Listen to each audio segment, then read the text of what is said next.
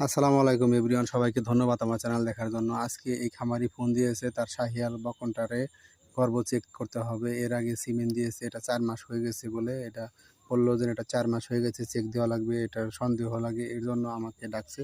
আমি আসার পর তাকে বললাম যে এটা ঠিক মতন বাঁধতে হবে, তারপরে এটা হাত দিতে হবে ভিতরে। এই দেখেন, আমি প্রথমে হাত দিয়ে চেক করতেছি ভিতরে কি অবস্থা আছে, ভিতরে হাত ঢোকানোর চেষ্টা করতেছি। এরপর একে কি অবস্থা আমি জানাবো, রেজাল্ট জানাবো। গর্ভ গাভীন আছে কি না নাই।